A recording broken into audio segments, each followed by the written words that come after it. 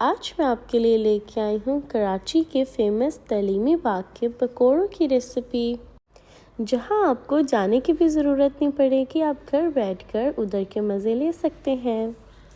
इसके पकोड़े बहुत ही मज़े के होते हैं और जो इसके साथ जो चटनी होती है ना, वो इसके टेस्ट को और भी दुबाला कर देती है। और ये ऑरेंज चटनी आप ज़रूर इसके साथ ट्राई करिएगा और मुझे कमेंट बॉक्स में ज़रूर बताइएगा कि आपको मेरी ये रेसिपी कैसी लगी। एंड चलिए अब हम इसे बनाना स्टार्ट करते हैं। बिस्मिल्लाहिर्रहमानिर्रहीम। अस्सलाम वालेकुम व्यूवर्स। चलें यहाँ पे देखें, हम बनाने के लिए पहले हम इसकी बनाएंगे चटनी, जिसके लिए यहाँ पे 1 पोटैटो लिया है मैंने लार्ज, जिसे ऑलरेडी बॉईल कर लिया था। और बॉईल करने के बाद उसे कट करके उसमें मैंने हाफ़ कप वाटर ऐड किया। तो इसकी हमने एक पेस्ट बना लेनी है और पेस्ट बना के फिर यहाँ पे ले लिया है हमने पैन, जिसके अंदर हमने अपनी पोटैटो पेस्ट जो है वो ऐड कर दी है। और पोटैटो पेस्ट ऐड करके अब इसमें जो हम इंग्रेडिएंट्स ऐड करेंगे, लाइक स्पाइसेस जो ऐड करेंगे, वो यहाँ पे देखें। पहले हम ऐड करेंगे टर्मरिक पेस्ट ऐड की है मैंने। इमली का पल्प जो होता है वो ऐड कर देंगे 3 टेबल स्पून। और सॉल्ट आप अपने टेस्ट के मुताबिक ऐड कर सकते हैं। मैंने 1/4 टीस्पून ऐड किया। रेड चिली पाउडर ऐड कर सकते हैं, 1/2 टीस्पून मैंने ऐड की है। और साथ में ऐड किया है चाट मसाला 1 टीस्पून। और इसी के साथ यहाँ पे ऐड करने जा रही हूँ, यहाँ पे मैंने ऐड किया अजवाइन। और अजवाइन इसमें मैंने ऐड की है 1-2 पिंच इसमें ऐड कर दी है। और साथ में ऐड कर रही हूँ red crushed chilli 1/2 teaspoon. Red crushed chilli add करके देन फिर हमने इसमें ऐड कर देना है येलो फूड कलर मैंने लिया था 1 पिंच, हम वो ऐड करेंगे। और अब इन सब इंग्रेडिएंट्स को अब हमने अच्छे से मिक्स कर लेना है कि जो हमारी स्पाइसेस हैं वो हमारी पेस्ट में अच्छे से मिक्स हो जाए। और इस चटनी को अब हम लोगों ने मिक्स करने के बाद इसे बिल्कुल लो फ्लेम पे हम लोगों ने कुक करना स्टार्ट हो जाना है कि थोड़ी सी कंसिस्टेंसी इसकी सेट है हो और साथ में जो स्पाइसेस हैं वो अपना टेस्ट इन्हेंस करें। तो इसलिए अब देखें, यहाँ पे हमने लो फ्लेम पे इसे कुक होने के लिए रख दिया था।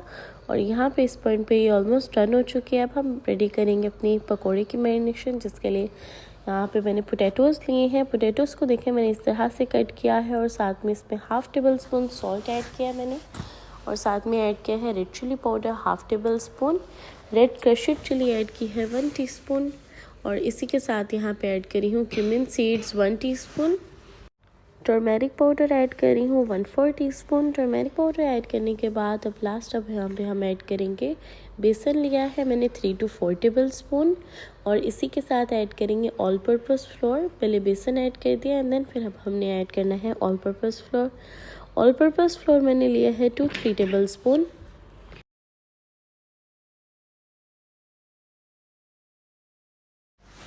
एंड इस पॉइंट पे अब हमने अपनी इन सब इंग्रेडिएंट्स को अच्छे से मिक्स करना है कि जो हमारा इसका मॉइस्चर है ये फिनिश हो जाए, इसके अंदर जो पोटैटो और अनियन का है, और ये अच्छे से मिक्स हो जाए।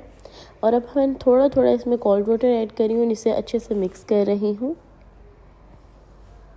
वाटर ऐड करके बस आप देख सकते हैं यहाँ पे हमारा अच्छे से मैरिनेशन जो है, पकोड़ा मैरिनेशन है, वो हमारी रेडी हो गई है। और हमारी सॉस भी बिल्कुल रेडी हो चुकी है।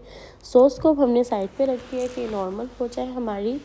और यहाँ पे अब हम लोग पकोड़ा को फ्राई करना स्टार्ट कर देंगे। पकोड़े को देखिए अब हमने यहाँ पे 1 बाय 1 यहाँ पे मैं ऐड कर रही हूँ और इसको हमने मीडियम फ्लेम पे इसे फ्राई करना है कि इस पर प्यारा सा गोल्डन कलर आना शुरू हो जाए।